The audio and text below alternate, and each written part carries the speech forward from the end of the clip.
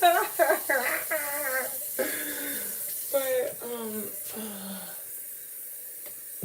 you know what I've been freaking thinking about? High school. Not good. And you know what I realized? I feel like there's my thing is, I just don't like talking high school with people because I feel like people are expecting it to be a 2 second conversation. But I'm the type of person, I have an opinion on like everything that you could possibly have an opinion about and then some. So whenever people, especially whenever it comes to like large transitional phases in life that I have surpassed, I always have something to say about it. So I don't like talking high school with other people because I feel like the rhetoric is, well, if we're past high school, why are we talking about high school? But I'm always team unpack every single thing to the last particle of it. Like I believe that everything, especially every emotion that there is to be processed, is meant to be talked about, also because I've realized I process things by talking about them. So if I'm not holding conversations with myself, which for many, in many instances, the really hard things that I have to process in my life, I'm not talking about, or like I'm not, yeah, I'm not talking about them.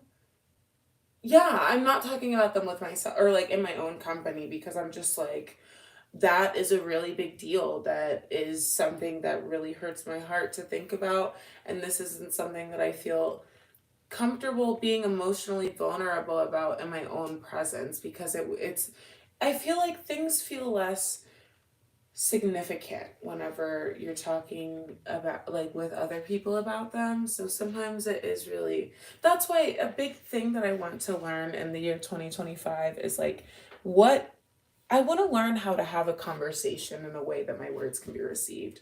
I know how to get my point across, but a lot of the time, the ways that I feel the most comfortable getting my point across is either whenever I have already scripted something in terms of like what it is that I want to say, how it is that I feel, and what I feel like from what I feel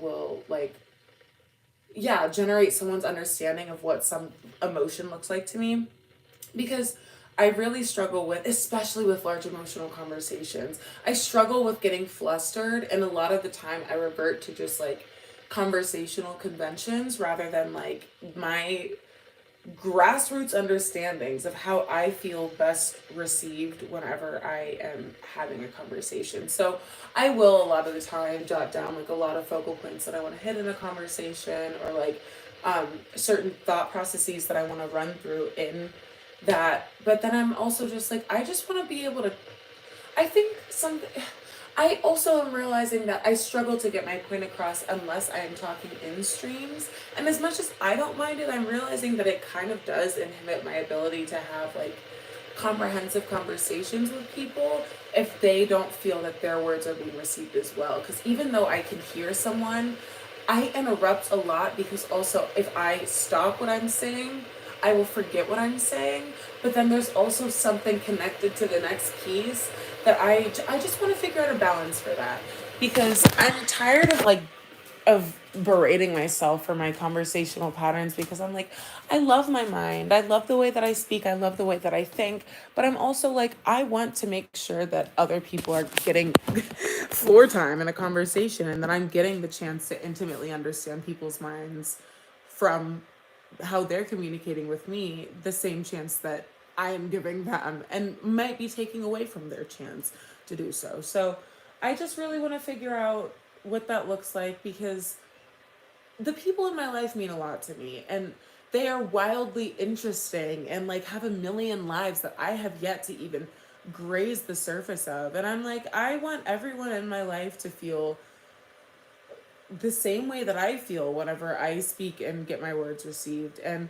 as much as they can feel that sometimes, and some people have told me that that is something that actually is part of the reason why we are friends with each other. But I'm also like, that being said, I feel it so much and because I am talking so much. So I'm like, I want to give you that. It makes me feel freaking awesome to feel like someone is even just hearing me in my entirety. So I'm like, I want to do that for other people. And I also like I hear them and I want them to know that I hear them. I want them to know that I am understanding who they are. And because it's just such an exciting feeling. But that is something really big that I'm kind of like hitting a wall with, that I want to figure out, and I'm challenging myself and stepping out of the box in a lot of ways by like I'm trying to have a lot of meetings with like strangers, or like coffee with strangers. I was just inviting people over to my home, but I'm also just like I need to be safe. So, one second. A mi flaca.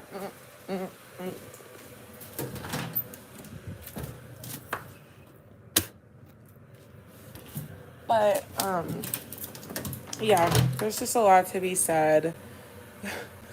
And I don't know, I'm excited for this upcoming year. I think the biggest challenges that I want to fork out to myself are I want to do more tactile things. Like I got my hands dirty last year with my handiwork job, which I loved. I love my freaking living room. But I want to like actually challenge myself to build stuff independently. I want to build dioramas. I want to use my body more in terms of like athleticism as well. I really want to get things moving, shaken in that realm. I'm thinking some of the ones that I'm like considering: ice skating, step, basketball, tennis. I haven't done tennis in so long, and there are courts near me. I'm realizing I just want like the low barriers to entry sports, the ones that I can either do something independent, or like activities, the ones that I can either do something solely with my own body, or that I can get equipment for that's lightweight and not super comprehensive. Because I don't have a ton of money, but I want to get moving. And I know that the best way to get moving is literally to just go outside and walk, but sometimes I'm not feeling like walking. Sometimes my head isn't there, but I find so much gratitude in my body whenever I can see it being a resource to myself and to the world. So whether it be like a feat of athleticism, or like a or just like a feat of brute strength, like helping people with moving gigs or something. Because yeah, that's I enjoy practical athleticism, but I also just enjoy like recreational athleticism, and that's something that I really look forward to. And I also want to challenge myself in terms of like tactile stuff with my hands and with like my voice. So I'm hoping to do more with like sewing or knitting or crocheting or things of that sort. But then also just like, do you ever feel, this is a completely different thought, so let me finish this one. Yeah. Oh, my tea is ready. Yeah, like knitting or crocheting or anything of that sort. Or like I want to learn more languages, and piano and guitar and trumpet. That's okay. So here are the instruments I want to know by the end of my lifetime: violin, piano, trumpet, guitar, drums, and bass, possibly. I'm not super passionate about the bass, but it would be cool to know.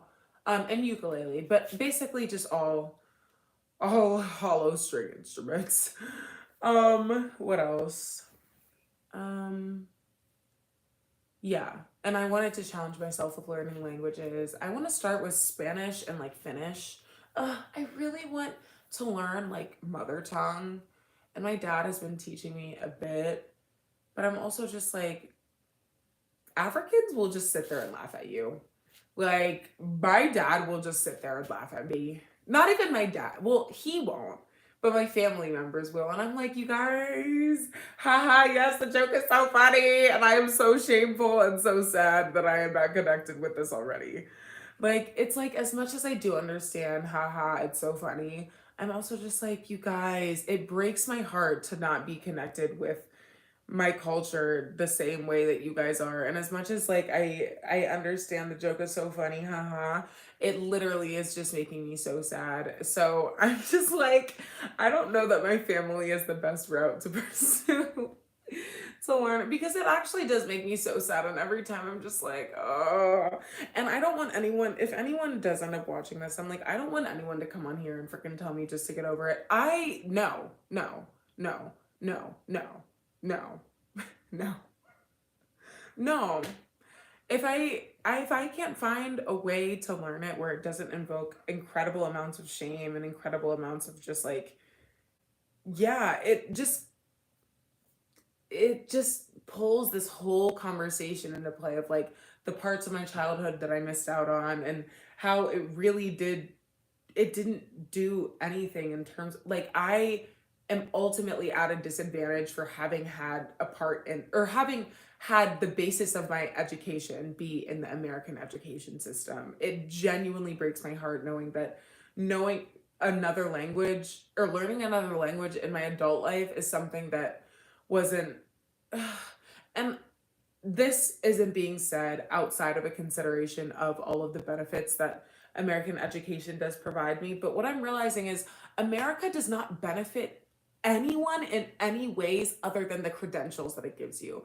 American citizenship, having graduated from an American high school, XYZ, just having my upbringing being based in America has not been better for the location. It has not been better for the quality. It has not been better for the safety, but it has been better for the name. And that is what disheartens me, because I'm just like,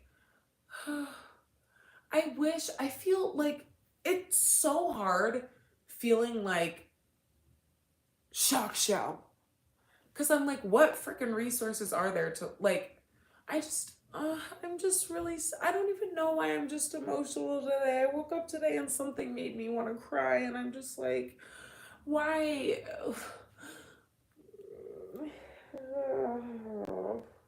I've just been feeling so sad and upset lately, and I hate this feeling. And I'm just like, I don't know what to do. And oh, God. What am I even supposed to do? Oh, freaking my God. No. But I don't know. It just saddens me literally greatly, and I hate. Oh, fuck. I just hate feeling sad and overwhelmed. And that's all that I feel right now, especially because I'm realizing that if I don't pursue the rest of my degree, I have to get some just like widely marketable skill under my belt soon. So I'm thinking I'm going to learn Spanish, because that is something that I already felt was really necessary just in the world landscape. And also just because it's like, I want to be able to interact with more people, and especially on the end of public health, because Spanish is so many people in America's like sole language. I'm like, it is a necessity, actually.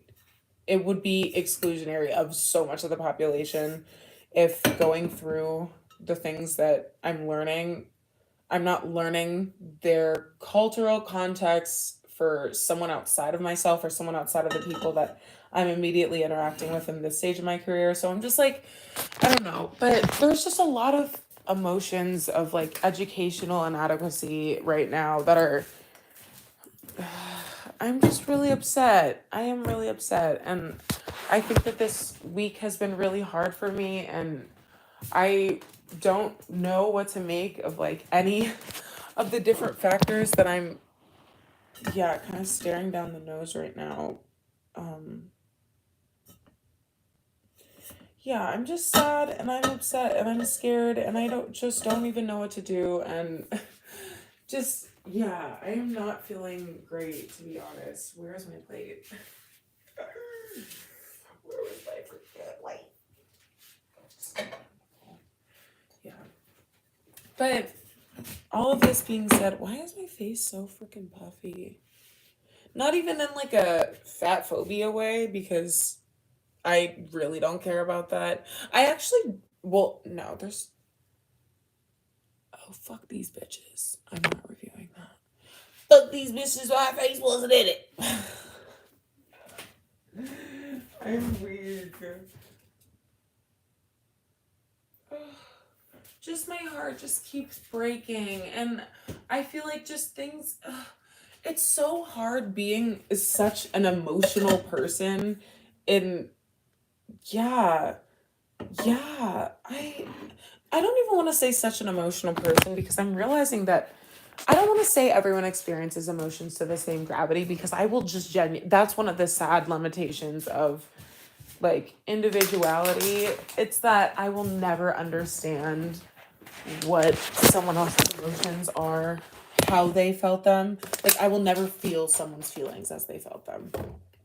But I'm just like, it just genuinely, yeah. It's just genuinely such a hard thing being sad and scared at so many life circumstances and having essentially like no guidance on. I don't, that's not true. Having no guidance immediately availed to me that I don't have to go out and seek myself. Like, I can find guidance and I can find input of people that have been through these things before, but it is so hard not having just like an immediate answer for things that have immediate needs. And it's just, I don't know, it's really upsetting. And I just don't even know what to make of any of this because I'm like, there are so many people in my life depending on me right now that I am just consistently overwhelmed and like I just don't even know how to, like, I know how to prioritize myself. Do I? I do, but it's something that I cannot logically do without it coming at someone else's disadvantage, which is something that just makes me very overwhelmed and sad and scared. And I'm just like, oh my God. And as much as it is, it's a humanizing thing to have people depend on me, and it's something that I actually enjoy and that I am mobilized through in many ways. But it's also the fact that the level of interconnectedness that it makes my life has is just really overwhelming, especially whenever I am, like I said, just navigating so many of these things alone. Oh my God.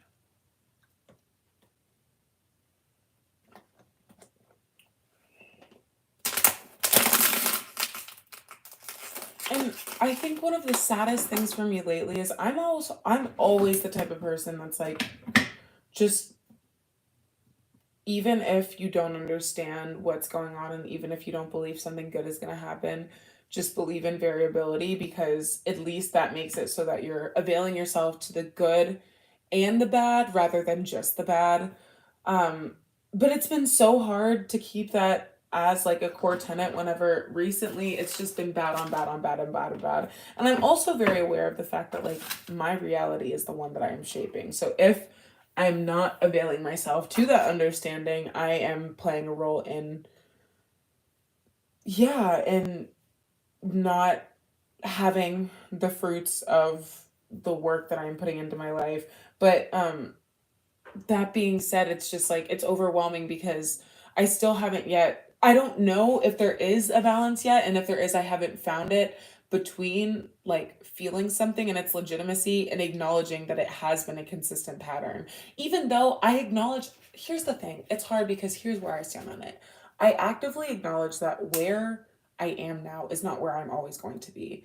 But it's also like in the same breath, I'm finding it extraordinarily hard to acknowledge that what I need out of myself is like emotional recognition. And I find it hard to emotionally recognize where it is that I am without thinking about the accumulation of these things rather than just this one instance. So I feel like to properly, the only times that I feel emotionally validated in this being how like in this sadness is thinking about the fact that the accumulation of these events, like whenever I'm like, oh, I'm sad, like the only way that I will fully acknowledge that, the thought process that I have to go through to be able to really be like, yeah, life has dealt me like a hard set of cards, is to think about the whole thing in one. So, but then it's also like, I don't want to be thinking that that is how it's going to be forever, based off of how it is in this moment. And now that I'm saying it, I'm like, it is a completely different thing to acknowledge the accumulation of events has been really hard for me. But then I'm also like, by thinking through this and like just being so mechanical with all of it, it just feels like I'm just storing it away in my cheek. It's hard because I'm like,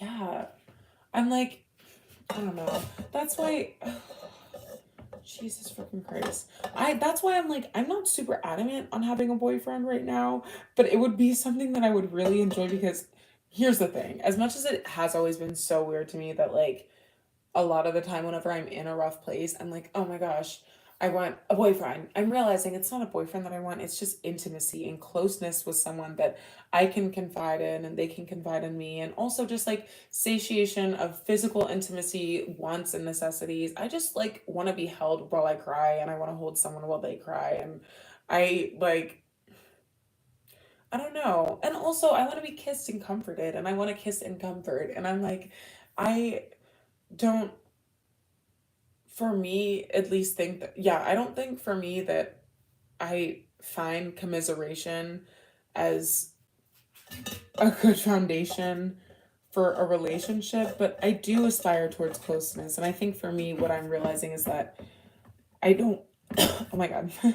I don't want a ton of physical presences in my life right now. Like I love the friends that I have and whatnot, but I'm not finding a want to interact with many people. I'm finding a want to confide in like one person. So I'm like, but then also in that same breath, I am realizing that I do have physical intimacy wants and all of that. So I'm like, it's weird because I'm transposing a relationship ideal that I have never seen an archetype for that people have like socially accepted.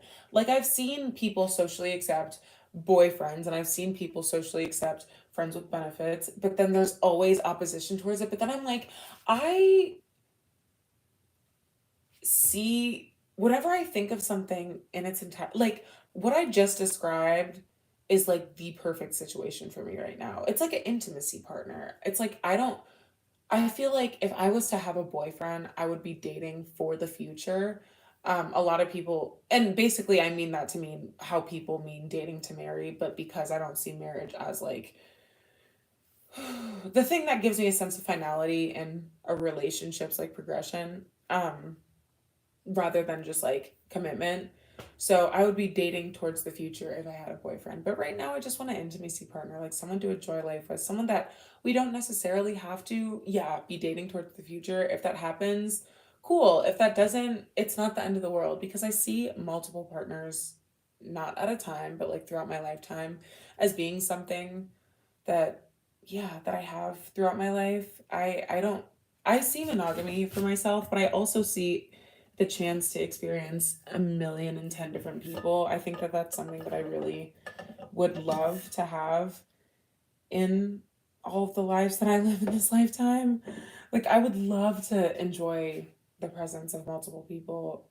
I would love to do XYZ, but I'm also like I find a lot of solace in the idea of having just like one person to love, you know? Um, and I mean this all to say that if I was to find the person that I love so much and I could be with them forever and we are on the same page and we're like dating towards the future, I would willingly pursue that. Not saying this to be like, oh, just like I am non-committal. Yeah, because that's not the case. I'm like, I am a committal person. Or a committed person. I can see myself and have been in the past. Like, whenever I think I really like someone, I will literally just be so 10 toes down on, like, hey, um, and listen, if I really like someone and it's mutual, um, in terms of liking, not in terms of I don't even want to freaking, okay. Oh. Another thing is, I actively want to replace a lot of the memories that I have in terms of like romance and intimacy because just the more time that there is between now and instances in which I just did not feel emotionally or romantically or emotionally or intimately comfortable, it makes my whole body feel horrible. And as much as it, once again, and here's why I like the idea of an intimacy partner because I do actively want someone to replace the memories of these pursuits before, and I do want someone to commiserate with but also to grow with. Like a commiseration should never be the foundation of, once again, of a relationship, but I'm also like, it always feels better to just like experience certain emotions in other people's presence, or even just like to know that there is someone that, because my thing is, I am the type of person, if I'm maladapting, I am not going to let you maladapt with me. I am not going to let you maladapt with me. But having someone in my presence while I process emotions, but not necessarily like being someone that I require their emotional presence for, just like physical presence or like anything, it just helps in the sense that having other people's presence reminds me that if this is a narrative that I'm having with myself, it should be something that also matches the way that I see how I should treat other people. Because I'm like, sometimes I'll treat myself so harshly that I'm like, I wouldn't treat a friend like this, so why am I doing this to myself? So basically, just having, so it's the same concept with vlogging. It's like if I am having an awareness that my words are being received by people outside of myself, and that this may be a narrative that someone adopts for their own life or to get through a hard moment that may be proximal to mine now or in the future, it's like I need to be aware of how these words would cause someone to operate through the world. So it really is a valuable thing to be able to know that my words are being received. That's what I want. I want my words to be received, and I want my struggles to be validated. I want to find one person that I'm intimately close with and comfortable with, because I'm realizing I don't like confiding in everybody. There are certain things that I will talk about on YouTube that I would never talk about in my day-to-day life with people that I know, for the sake that I don't feel comfortable with everyone that I like have intimate relationships with knowing every square inch of things about me. I've realized I actually am not quite a private person, because if I really trust you, I will feel comfortable telling you anything. I feel like there are a handful of people that that's the case with, but I'm not continually interacting with these people all of the time for them to not even, it's so weird talking about relationships to like a greater audience that just probably may not have like the same standards of bonds and whatnot, because or it's also just I don't even know how my words are being received, so I just get nervous that anything I say, I feel the need to add so much nuance, because it's like, because we don't know each other in the real world, and I say we as in like you guys and me, like because I don't know you guys in the real world and you don't know me, I find it important to make sure that all of my words are having carrying the message that I want them to be carried with in its entirety. Like you, if you had an understanding of my character, you would have a basis to base these things off of. But I'm also just like, it means so much to me to make it so, yeah, for my words to be received for how I mean them, that I will always explain, double explain, triple explain. Yeah, I will explain something down before I leave it for, yeah, interpretation. But all of this to freaking say, yeah, I literally, I just want, yeah, I want someone to give so much love to. This is the way I found out, to summarize it. I was thinking about this the other day. I was crying, I was having a moment, but I realized it's always nice to have a moment and to be talking to my, like talking myself through it out loud, because I realize in that moment at like my like cut it all down to like my rawest vulnerabilities, I realize exactly what it is that I want. Because whenever I'm talking, especially whenever I'm talking and I'm crying, I a lot of the time things become a lot simpler, because I'm aware of what made that immediate switch from like functionally sad to just like irreparably sad. Not even irreparably, but in the sense that it's not just like it's not a stationary sadness. Like this is like my emotions are kind of in, yeah, um, they like swell at that moment. And I realized I was like, what was that turning point? So that's really interesting. But yeah, it's just so, oh, but all of that to say how I am, in summation, covering what it is that I want out of an intimacy partner is, yeah, I want someone to share joy with, to give love to, and to hold me when I cry. Because it's like those are genuinely like, I don't need it to be like I'm in love with you. But I love loving people. I don't have to be in love with someone that I am intimate with, but I want there to be one concentrated person that I can trust with these things. But also that being said, that is being said an acknowledgement of I don't want this person to be the only, like, to be the only bearer of bad news. And listen, bearer of bad, well, because I guess you do bear them still, if you're not giving them. I'm trying to figure out, because that colloquialism holds warm, but it's not used. It wouldn't be used in that same way, considering how people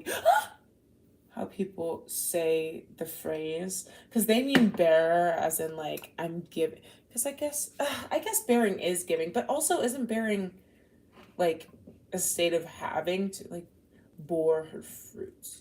No, I think it is giving. Okay, never mind.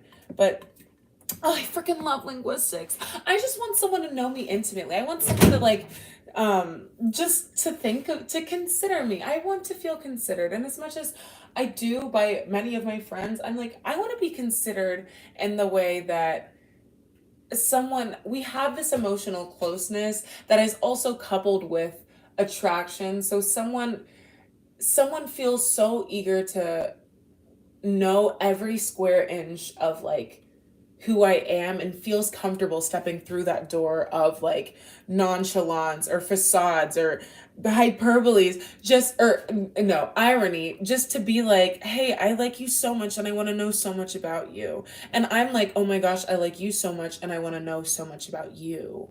That's the exciting thing. Because it's like that second step of having a crush. It's not like, once again, it's not, I'm in love with you. It's like, hey, I really, really like you. And it makes my heart swell every single time that I think about you. And sometimes whenever I'm lying awake at night, I am hoping that, yeah, that someday we will be lying together at night. Not even like in a weird way, but like just I just dream of intimacy. I dream of intimacy, comfortable intimacy. I have had a closeness with people, like a physical closeness with people sometimes that I'm like, this is extraordinarily intimate and extraordinarily uncomfortable. But I'm like, I just dream of comfortable intimacy and of being held and feeling comfortable in someone's arms and have like I just want I want to I'm like, oh my freaking gosh. Oh my gosh. And I'm like, I don't even know how to process any of this. And something that someone recently told me that it was a great compliment, but it kind of makes me upset and scared. They were like, not even upset and scared. Well, okay, I'll explain why it's upset and scared. I don't at all feel upset and scared at this person because this person actually may end up watching it. And if you see this, I very much enjoyed the conversation that we had and the time that we spent together. But that being said, this is what I mean. I don't mean I'm sad and scared at you. And also, that is a good point because I think the same thing. But someone was like, and not even one person, but a couple people were like, oh, you seem like very mature for your age. Like I would have never guessed that you were 20. And I'm like, yeah, that is actually like, no, not I'm like, as in this is what I said, but I'm like, as in this is what I'm thinking to myself. I'm like, in the moment, I'm like, oh, that's awesome. Thank you so much. I really appreciate that. That's awesome. But then I'm thinking, what was I gonna say? Oh, but then I'm thinking, what was I even gonna say in the freaking first place? Oh, but then I'm thinking, like, it's like whenever I'm lying in bed at night, I'm thinking, wow, if I want to find that is a lot of the reason of why I've had struggles finding the level of intimacy that I want. Because I'm like, oh no, if my emotional development is reflective of someone older than me, then does it mean that the majority of people in my age range are not going to be?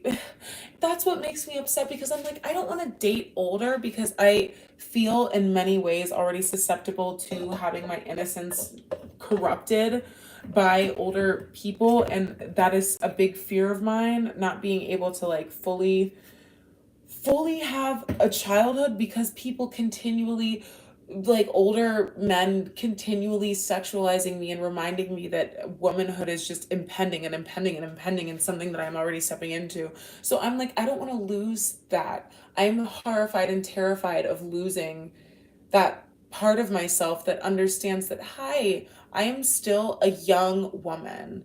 As much as womanhood is impending, it's like I want to be able to step into that on my own time. It already freaks me out thinking about the fact that I literally, for the longest time, like even in high school, people were like, "Oh, I thought she was in college." Like not people in my school, because of course people in my school know me. They're not like, "Hey, bitch, you in college." But like people in passing would be like, oh, I thought, like whenever I was in middle school, they'd be, oh, I thought she was in high school. Oh, whenever I was in high school, oh, I thought you were in freaking college. I'm like, that's not the case. So that's what upsets me because it's like, I just want to find someone near my age that is emotionally intelligent and that I feel safe and emotionally comfortable with, and that I feel emotionally comfortable with to the degree that I can also find physical comfort with and then physical intimacy with, but then also just have some like, because right now I can't see myself being with an effeminate person right now because I just do not have, I don't have good feelings right now about romantic feelings with a feminine. I cannot. Yeah. So first intimacy partner, and here's my thing, and I don't want to say first. It's in like I'm a player, but like first is in if we just don't have a symbiosis, I'm not going to be the person to push it. I can see myself having a million intimacy partners because I want love and romance in my life forever, but I do not, I will literally just be like, I'm the type of person we could be like dating for 2 weeks and the first 2 weeks goes so well and it seems like everything's going to go beautifully. But then if you say if we have a conversation that really rubs me the wrong, it's not even if you say something, because I'm the type of person, if there's ever something that is going to make me make a large, like take someone out of my life, I have a large conversation with myself about it. So I will always afford you the same grace if it's something that does not hold so much moral bearing that I'm just like, okay, immediate no. um but if we could be just like rocking out and you could say something that's so socially or personally reflective that I'm like, I don't know. And if the conversation that we hold about that, it could be months in, it could be years in, but because what I'm realizing is you learn something new about people every, this is why I don't like in romantic settings for people to just assume that after the first handful of however long that you're just in the clear, because no, we are continually learning about each other, which is why I'm like, I don't see myself as getting married, to getting, yeah, as someone that's going to get married, because so many people set that precedent for like, oh, if we have been together for this much time, then you know me, and like every mistake that I make or something is something that we have to, like, that you have to grow with me through. And I'm like, I'm a big advocate on growing through people with things, or growing with people through things. But I'm also just like, if you are showing to me continually that, especially because I wouldn't be this picky of a person if being this picky of a person wasn't something that I need to be able to feel emotionally sound. Like, I will stay up at night thinking about these, like, I feel like my moral compass, as much as it, of course, as much as it as just as much flawed as the next person, I'm not going to say that I'm a perfect person at all because of any of this. It literally is something that I cannot sit with myself for. If I feel emotionally skewed about something, I cannot I it overcomes me to the point that I'm like, I would love to sit here and give you all of the grace in the world, but it is hurting me, especially if it's something that was revealed in offense to me. Like if you did something that wronged me, I'm like that. And that's why essentially I had to end my last relationship, because it's like the person I was with wasn't fundamentally, they weren't a fundamentally bad person.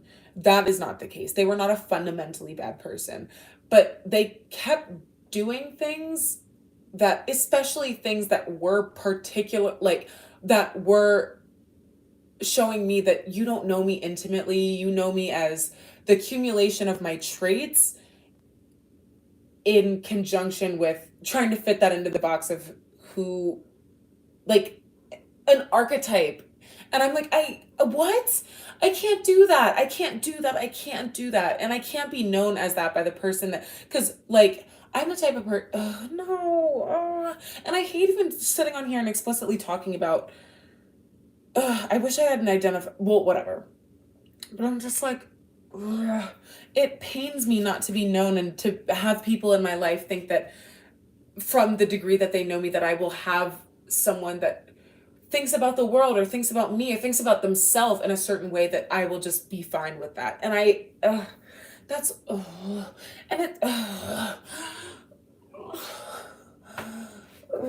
it's not even like someone has to change immediately, because I don't expect that to be the case. But if you are showing me that the fundamentals of how you view the world are affecting your mindset in a way that you are prohibiting your own growth, or that you don't see the necessity of growth through something, I'm like, I can't do that. I cannot do that. I am real. Yeah, it's not about perfectionism. It's literally just about, you have to operate through the world without shame through your transition. Not even without shame, because shame exists, but you cannot let shame inhibit your growth. Yeah. If you want to be my lover, you can't let shame inhibit your growth. That's very true. That is so true. I should just make a song about all of the. That would make that okay. That would make sense, and it would make my heart feel less like it's about to fall out of my freaking chest. Oh my gosh! Because thinking about my relationship specificities also is something that I hold a lot of anxiety around, because I just did not. I didn't. I've not. Oh, Jesus! I feel like. I feel like. Oh my God. Oh, Jesus fucking Christ. I feel like, here's what I feel like. I feel like my first and last relationship is the only time in which I grew an understanding of what it is that I want out of a relationship, because there are some questions that that you really don't, that I didn't know to ask myself until I was in a relationship. But whenever I started asking myself those questions, I didn't realize that having a relationship, like, I feel like at the beginning I was kind of bound to the conventional timeline of like, oh, whenever you like someone, if you want to make sure that, like I thought that growing together is a part of every relationship. And I realized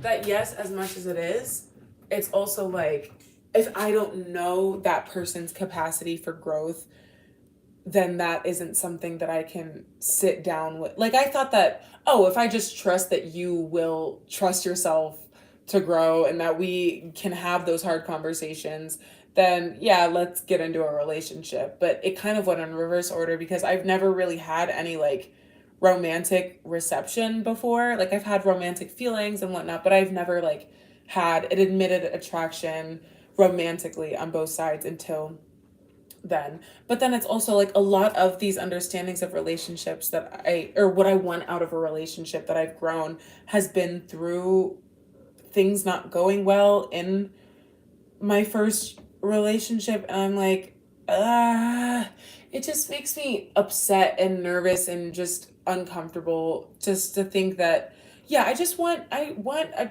oh, Jesus. And I'm like, I think that's why I'm so bound to the idea of like non-committal love until I know that I can trust someone with growth, and that I can trust myself with growth in the environment that, that um the relationship kind of sets. um because I'm like, I know what I want out of love now, and I've asked myself so many questions, and I know what I want. But I'm also like, I need there to be enough space in the air that someone is not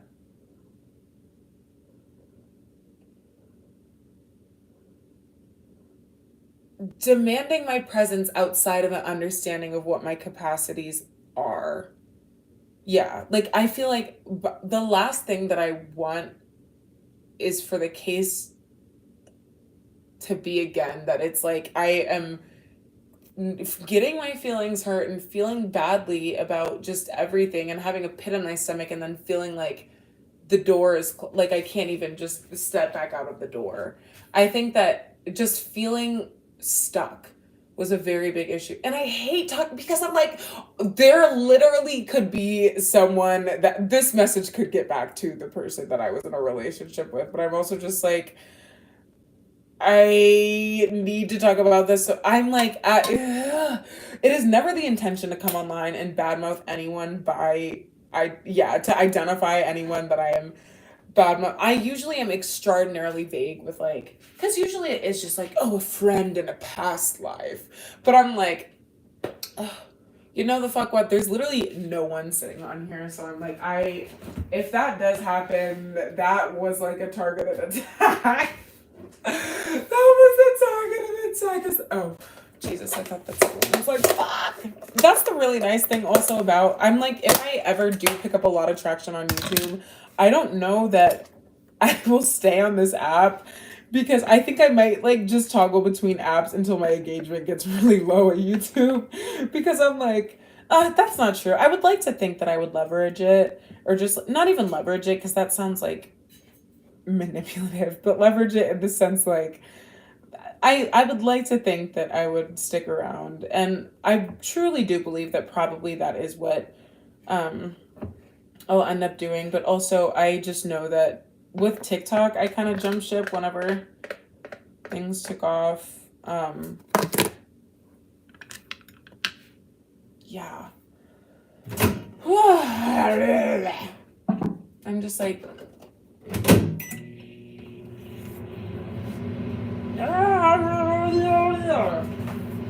I'm just always on team. I just cannot do this. No.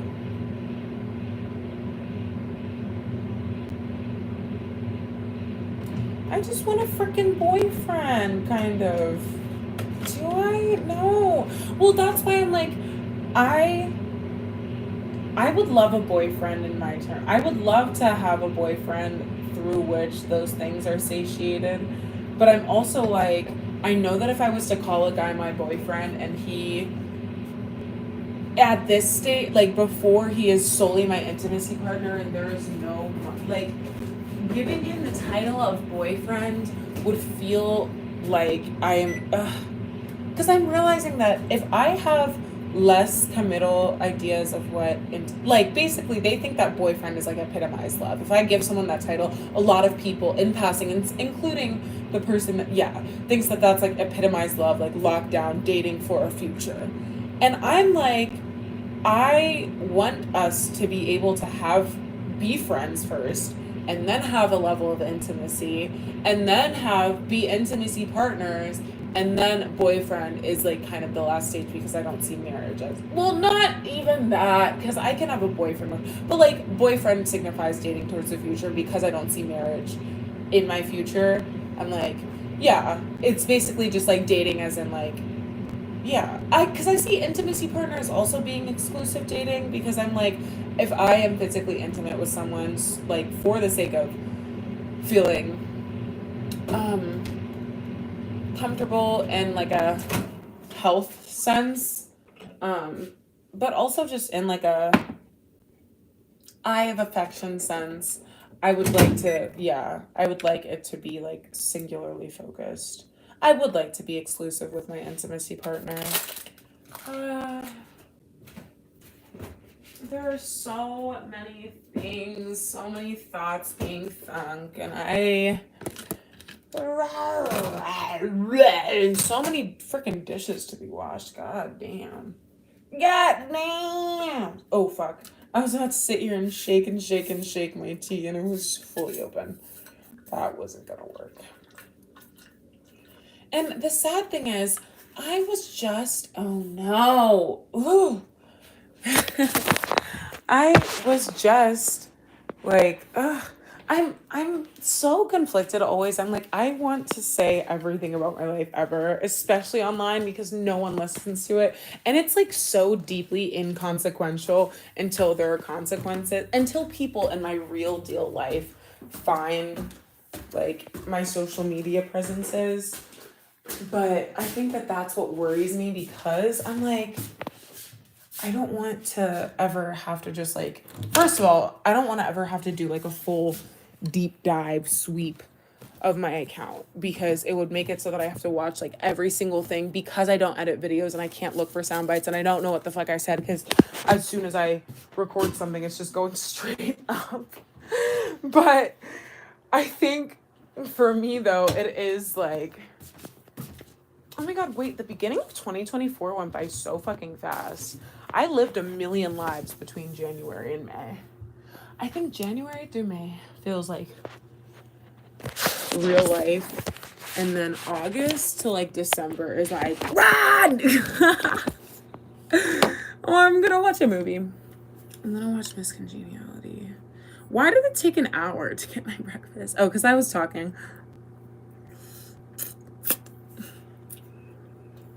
But yeah.